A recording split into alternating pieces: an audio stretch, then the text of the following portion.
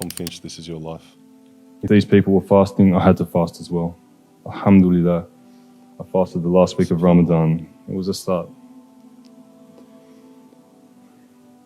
After telling my mother that I was going to be a Muslim, she didn't look at me for almost a week.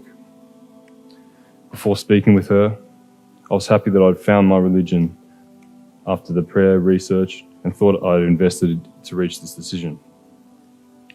After seeing how upset my mother was, I began to doubt whether I was making the right decision.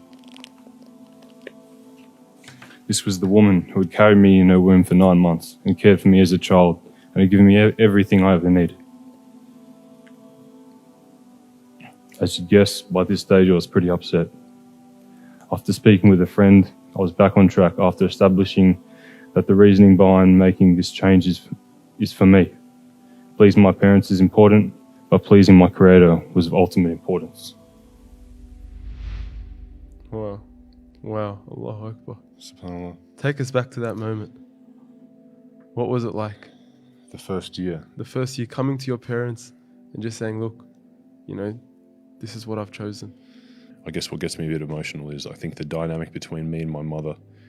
My mother is an amazing woman. She's the most important person in my life, and she didn't receive the news particularly well. I think in hindsight she maybe understands it a bit better now, along with probably a few other people. But it was very difficult for her. In particular, the first few years. I think it probably took about 3 years for us to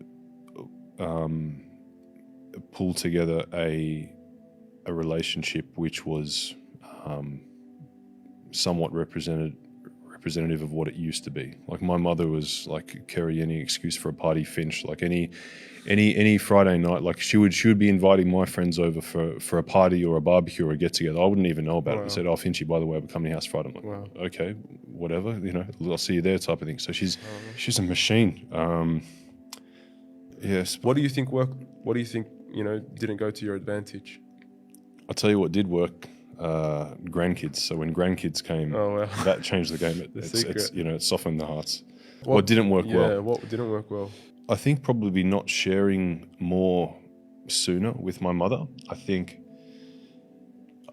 bringing someone along the journey. And if someone is really important to you, and you really want to make address a serious problem that you have in your life, whether it's a mental health issue or it's an iman or a faith issue or a health issue or whatever it is. Like, if you're going to make a big change in your life, I think the wise approach is you need a support team around you, and you need to bring people on the journey.